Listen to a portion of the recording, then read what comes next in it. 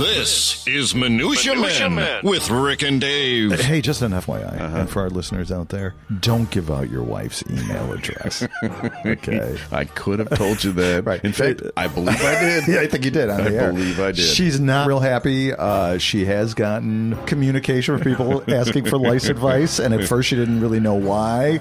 Then she listened to the show, and she's not all that happy with me right now. So, just again, public service. All right. Do not give personal information like email addresses out of your wife. Okay. File that under the duh category. It's time for Minutia Men. The following is a Tony Lasano podcast, an Opie production on the Radio Misfits Podcast Network. This is Minutia Men with Rick and Dave. But she has no trouble dispensing the advice. What somebody had, I could do that for you. So she's helpful, just a little grumpy to her husband. She's probably not happy that her email address was given out. I think that might have something to do with it. Okay. We don't always make great choices, Rick. No, and we don't. We don't make good choices. But you know what we do? Have a great choice. We have a great bunch of content. Okay, we made some good choices, and we got to get going. That's a big promise. All right. This is a Jenkins story. So can you fire up the Jenkins? I think I can. When you're on the job and you're not doing it right. Jenkins! Time now for Dave to share stories of employee screw-ups. Jenkins! It could only be Jenkins! Jenkins with Rick and Dave. Jenkins! Rick, headline, Air Force employee accused of sharing classified information on foreign dating website. Whoops. An Air Force employee has been charged with sharing classified information on a foreign dating website after prosecutors say he sent sensitive information about Russia's war in Ukraine to a person who claimed to be a woman living in Ukraine. Oh. Okay. Prosecutors say 63-year-old David Franklin Slater, and let me show you this picture. Again, we are still better looking. I'm telling you, we are aging better than a lot of people that we are. We also avoid mirrors. So this man, 63-year-old David Franklin Slater, a retired Army lieutenant who held a top secret security. Wait a minute. He was 63 years old and he was only a lieutenant? You mean lieutenant colonel? Oh, maybe? You're right. I'm sorry. A retired Army Wow, you just... I know. There's some of your military chops there. I know. A little bit. retired Army lieutenant colonel who held a top secret security clearance at U.S. Strategic Command. That sounds... Yeah. Big. Yeah, when you work for Strategic Command, you're probably kind of big up there. Attended classified briefings on the war in Ukraine from February to August 22nd, soon after, the war. Slater then sent this classified information to someone who claimed to be a woman in Ukraine, according to the indictment. The two communicated via email and through the foreign dating website's online messaging platform. Oh, boy. Okay. The person Slater communicated with, who is identified only as co-conspirator one, referred to him as Sweet Davy, Sweetest Davy, and my big secret agent. Okay. Wow. So I see what's happening here. Yeah. It would have worked on you, too. Oh, yeah. Yeah. You flop out a Sweet Dave, and I'm giving you credit card numbers and everything. Yeah. I mean, if a woman, just to put this out there, any woman who meets Dave and touches his elbow. Oh, that's you're his forever. Yeah, you're going to be getting flowers on every Valentine's Day.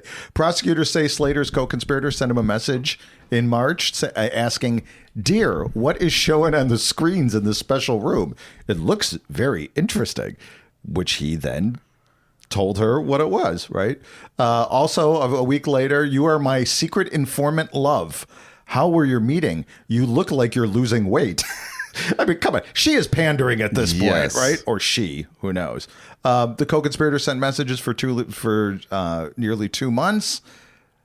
Long story short, he got arrested and is probably going to go to jail for whatever. This is catfishing, isn't it? Yeah. Well, basically. Speaking of which, we had a great interview with. We did. Now, take it from me, who has quite an extensive following of Russian and Ukrainian, I had very hot and attractive Russian and Ukrainian. And they just like you for no reason. Women on Instagram, they're just coming. Yeah. You never share classified information or credit card information on a third-party platform. Right. Right? what you do is you switch the conversations to your burner email, okay? And always send cash, because then that way there's no paper trail, whatever. You're welcome. And also, can't you do it through Michelle's email address? Yeah. Okay. Speaking of, that's... I have a story for you.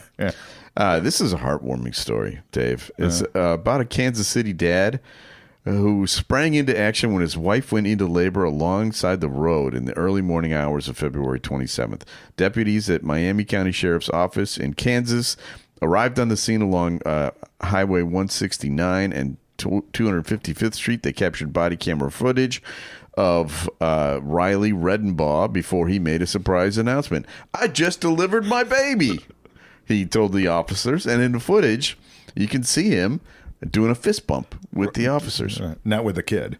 Right. Right. Now, the reason I bring this story up is because it brought back like PTSD moments for me. Because Well, Bridget would... Once she got into labor, it was go time, wasn't it? For the second and the third one, right? Yes. Right. But even more so than that, her doctor was downtown in Chicago. And we live in Mount Prospect. No traffic problem whatsoever. And I was working at a morning show at that time, so I was gone in, the weird hours of the night. And she insisted on keeping the doctor. She insisted on using Northwestern Hospital downtown. And I would have nightmares all the time that you would have to deliver the baby. It would be like rush hour or something, and I'd be in the car and I'd have to deliver the baby. And I said to her, like, I'm going to lose both of you. Yeah, right. It's going to lose both of you. So the night that Johnny came into this world, Bridget wanted to go. We had him scheduled for what they call like inducement. Inducement. Right. Thank you. I couldn't think of the term for the next day. But at midnight, her water broke. And she was very matter of fact. She was like, I'm going to go take a shower. And, we'll go. And I'm like, let's go. We got to go downtown. Look, I love your wife. Okay. Let me say. She, and again, I really think the world of her. Okay. And I don't want her to take this the wrong way if she, in fact, listens. Yeah. She's not the most punctual. She'll like, if you have a dinner party at 7, she'll start going in the shower at like 6:40. Right. Yeah, that is kind of her modus operandi. Right, yes. And in this case, in particular, I felt maybe there should have been more of a sense of urgency. Yeah, of course. And while she was in the shower, she started having contractions. So she comes out. She's like, okay, we got to go right now. Yeah. And called the doctor. And the doctor's like, you're not going to make it. Or if you are going to make it, you better get moving. We got in the car. We made it to the corner. And she's like, I'm not going to make it. Wow. So now we are in Mount Prospect. That's like me peeing now at my age. Like, you ever, it's like, I got to go right now. So we just went to the nearest hospital and we walked in, and the first thing she said to the person in the emergency room was, I need my drugs. I need my drugs now. And they looked at us like, yeah, it's not going to happen. It's too late. Yeah. So I went and parked the car, came inside. I had a baby. Basically, that's how it happened. It was that fast. Well, and the parking rates that those hospitals charge, that was perfect for you. It was like 45 minutes. That's true. Yeah. But because she was unexpected, she had to share a room. Yeah. And again, my wife, after like 6 hours, she was like, I'm out of here. Yeah. Let's go. Yeah. And so she didn't even stay in the hospital for a full 24 hours after giving birth to a child. I think you would have been great at the delivering of the baby. Oh my God. The doctor did let me do the umbilical cord on 2 of the 3. Oh. And I handled that pretty well. It's the scissors, right? Yeah. Yeah. And you cut. Yeah. I don't like mucus and blood. Yeah. And just that kind of stuff. So yesterday we found like 6 moldy bread rolls that was kind of hidden in the back of the bread basket. I had to throw them away. I was retching for like 40 minutes afterwards because it was all great. I can't even imagine what kind of retching I would have had by delivering. Who you remind me of? John Wayne. You're very much. I think I'm a more Vic Mature guy. Yeah, I think. Biting the bullet out of your arm. Yeah, right. Just give me a slap of leather, and I'll just bite on this. Just a stick and some whiskey, and I'll be fine. So we got a review from Lou CB on Podbay. Okay. Love the show. Wish the episodes were longer. Okay, Lou. Yeah. Okay, you're getting what you're paying for. Okay, we don't want to hear all this. Oh, wish it was like this. Is all you're going to get per week. Yes, that's exactly right. And we do one thing every week, and that is Studio Walls. It's time for that right now. Time now for Studio Walls. And the words of the prophets were written on the studio walls. So, Dave, this week in 1996, I think your favorite movie of all time. Yeah. Is it number one still for you? It's either Pulp Fiction or Fargo. Fargo. So, yeah, definitely. And they're the same. Yes, definitely. Came out this week in 1996, and we talked 28 years ago. I know. That's crazy. We talked to somebody that was in the movie, Michelle Hutchison, and she played the escort. Right. But it's a high, not just explain this. She's the high-priced escort, right? Okay, and she was the character that accompanied Steve Buscemi, right, to the concert, and she was the one who got beaten up by Shep Proudfoot. Yes, remember that? Yes. While they were having sex. So, okay, and so we talked to her about how she got that role, how it all came to be. She actually was. She turns out she's like a comic. She does like improv and stuff, and she told us all about it. And here's a little segment of that interview. And I have two scenes in the film. The first scene is when I'm at the Carlton Celebrity Room. The second one is when I'm with Steve in bed. Right. We're going to talk about that a little later. Yeah, I know. But the first scene was obviously the scene that I auditioned with, and so that was great. That they were wonderful. They worked together beautifully. There was just a handful of people in the room. I went in, I did my business, and I was out. And then the call came, and they said, "Okay, Michelle, they really like you, and they're going to bring you back to the fourth callback. But here's the deal: there's going to be some nudity." And you didn't know about that before? Well, not really. Yeah. And so, I'm thinking, why do I have to be the one to make that choice? I'm the goofy next door neighbor. I'm not the gal that's naked. Come on. Yeah. So I asked them, and what precisely are we talking about? So there really wasn't much. It's like either you're in or you're out. And it's like, okay, look, there's a spectrum of nudity. First of all, is it just the back of me? Is it the front of me? I mean, what is it? So they said if you ask these questions, it's going to be you're going to get pushback. That's a red because flag. It looks like you're afraid. Right. But I felt like it's my body. It's I get to make the decision. Yeah, this was not during the Me Too era. Well, right. Exactly. And I think you're right. It probably would be a different story 20 years later. Yeah. But I thought, well, you know what? I'm going to go for it for the fourth callback. Why preempt it without knowing if they even want me? If they want me, there's more of a leveraging that I could use. Yeah, so, you can always say no, right? Yeah. I mean, you could. Right. But that's what happened. I got the gig. And then I started asking the questions. I said, okay, now what am I supposed to do? Well, to be honest with you, the scene that you talk about, there are two scenes. The first scene in the cafe or nightclub, Carlton Celebrity Room. Yes, that to and me, you could do worse. You could do worse than a Jose Feliciano. That scene to me was that's the reason why I remember you. You had that more so than the next scene, because the look on your face. When the look of disinterest on your face when you're talking to Steve Buscemi is a look that Dave and I have seen many times. Right. We could be married to you right now. Right, exactly. We know that look. Yeah. And it was so perfect. It was so perfect. So anyway. I have to tell you something funny. And many years later, and I think it was 2018. Was it 2018? 17. I shot a television series for Netflix, and it's called Lady Dynamite. And I play like a really goofy I play the goofy next door neighbor. Finally, it came full circle. Who was nude? But Fred Armisen was on the set, and I'm a big fan. I would have loved to have been on something like Saturday Night Live. That's completely where it speaks to me, but. I asked to be introduced to him, and I walked up, and we're on set, and he looked at me and goes, "I know who you are." And I thought, huh?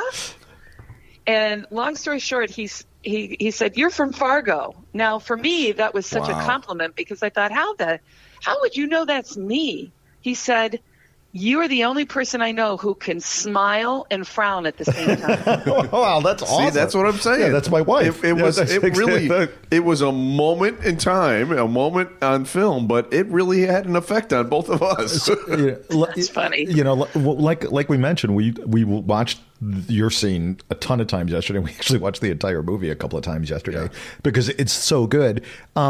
Was that complete the sex scene part of it? Was that completely scripted, or was there some improvisation? Because we can't get all the words that you say, and we know it's something like, "Okay, time to pay your bills" or whatever, and then we can't hear. Was it improv or was it? It was improv, and I'll tell you what, because that was left open, and so I asked Joel, and this is just funny when I look back on it because I was so green. I said, "So there's nothing written here. So we're copulating, right?" And he's like, "Yeah." And I said, "Well, can I say something?" He's like, "Sure."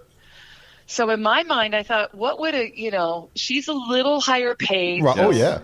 What would she say that would be sort of this Minnesota kitsch kind of, she's talking dirty kind of thing? Yeah.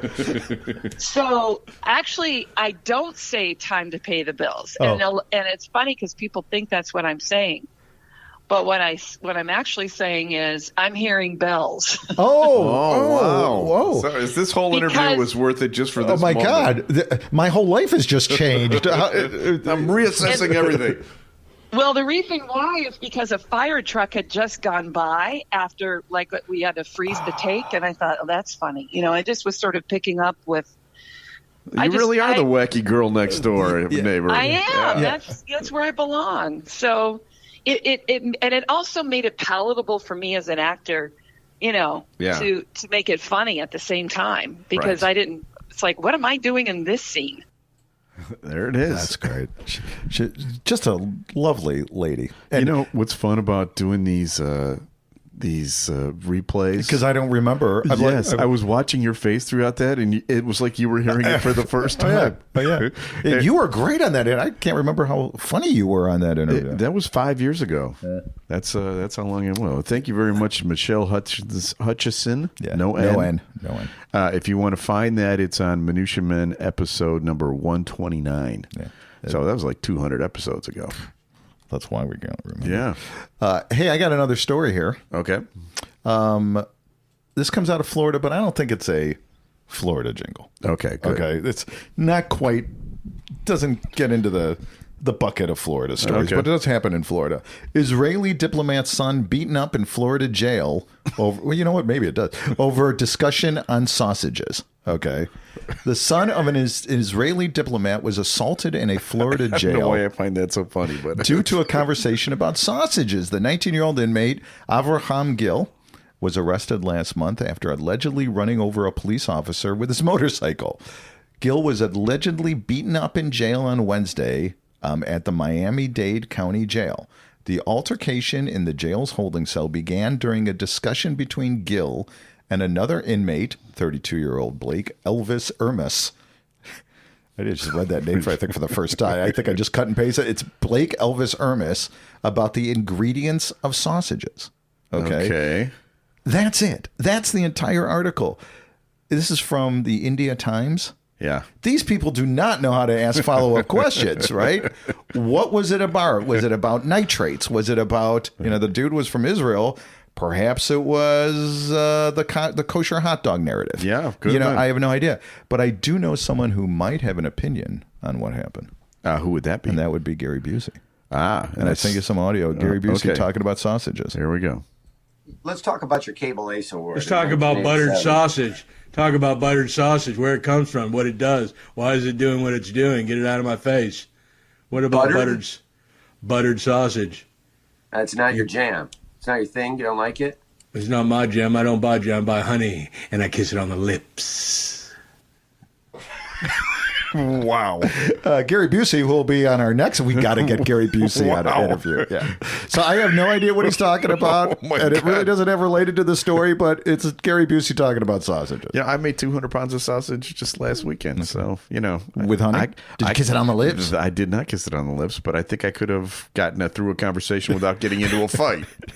Pretty sure I could have done that. Well, Avraham Gill, we'll invite him on for the next time. You can talk about your sausage making. Well, I have a story that it's really romantic.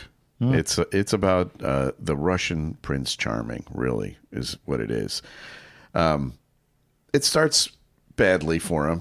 Police in Russia's Kemerovo region are questioning a man who drunkenly rode a horse into an apartment building at 3 a.m. and presented it to his wife to make amends after a fight.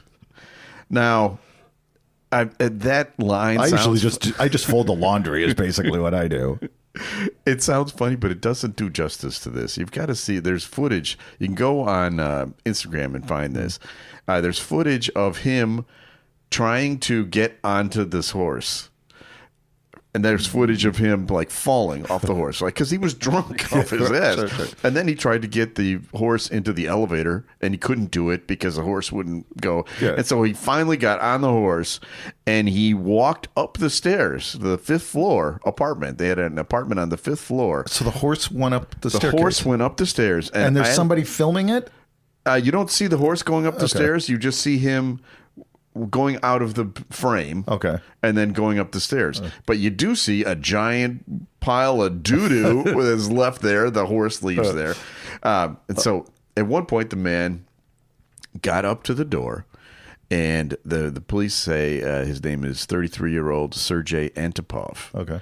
Now, you want to know why he did this, right? Well, it was he wanted to be Prince Charming. Oh. Because he had this vision in his mind of, getting on this white horse, going up to his wife and, saying, honey, put down the vodka for a moment. Yeah.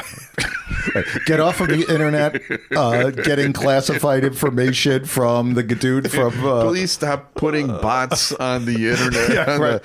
On Twitter. Stop direct messaging David Stern. And it turns out that the wife was actually kind of touched by it. She said that it was like a gift for International Women's Day, and she put it out on the internet herself, a picture of the horse standing in my house. So they got to get rid of the horse, right? Well, thankfully the horse is now back at a farm where he stole it from. He stole the horse. He didn't have a horse. He went and stole a horse and rode it up the stairs. Wasn't there a movie that the guy rode a horse in an apartment, or maybe it was a Sopranos episode or something? It does sound like the plot of some rom-com that we probably have seen somewhere. Probably he has seen somewhere too. But I just got a big kick out of that story. From Russia with love. Yes, exactly. It's time for another feature. A random name pulled out of Rurik's bowl of brushes with celebrities. Mixture, collection, selection, assemblage, medley, assortment, variety. Time now for Celebrity Potpourri with Rick and Dave. So this is the part of the show where people send in their brushes with celebrities.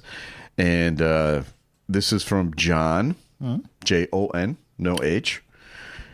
And here I always thought people with John is a little pretentious. Well, if your name is Jonathan, you're putting an H in there makes no sense. Here it starts this way. I think I graduated with you guys at U of I. Oh. I remember hearing you on WPGU. Did you graduate in 1985? Well, sort of. Yeah. And not ish. Just define graduate.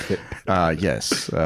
If you did, you probably remember that the commencement speaker that year was an executive of some big car company, GM, he thinks. He doesn't remember the guy's name. I didn't go to my undergrad. I didn't either. Graduation. I didn't either.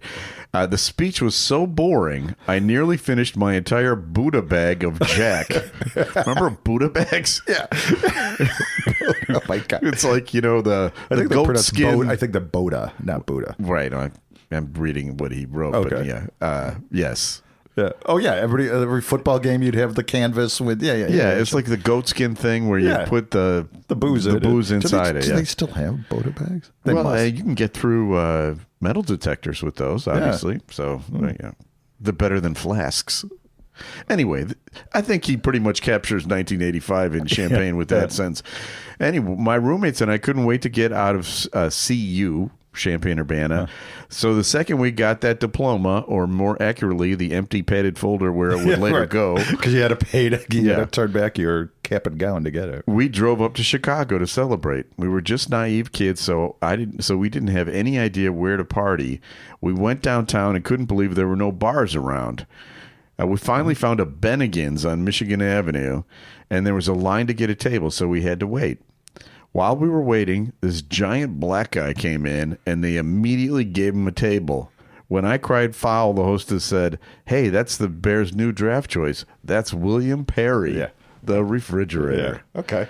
So I didn't actually talk to him, but that's kind of a cool story. Oh, absolutely. So. I'm going to have a little pushback about couldn't wait to leave Champaign-Urbana. I know. Because I would have stayed there for my entire life if possible. Yeah, and John, we did not actually technically graduate. I mean, Dave did graduate in 85, but then he went on to have his master's degree. And then an illustrious career at Kinko's for a couple of years after that, too. He had to be dragged out of Champaign-Urbana by his legs.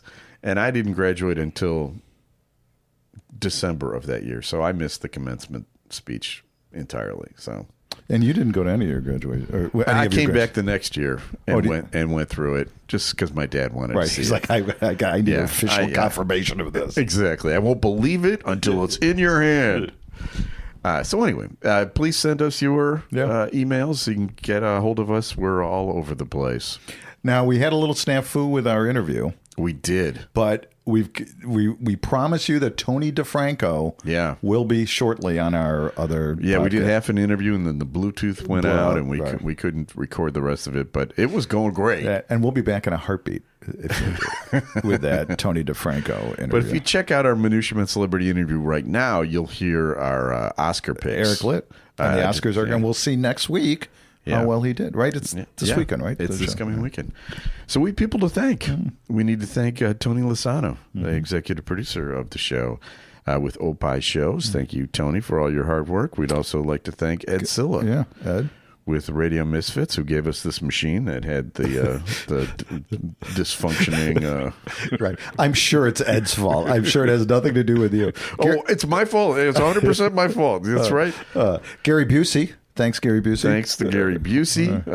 But we will be back again because we've got everything all scheduled to come back again next week. And we're going to do another fantabulous episode of Minutia Men. Yes. What's it called again? Minutia Men. How do you say that? Well, you can't find it, can you? Minutia Men. The proceeding. It's not Ed's fault. It's your fault. Was a presentation of the Radio Misfits Podcast Network. Everything is your fault. Find our other great shows on iTunes, Stitcher Radio, and at RadioMisfits.com.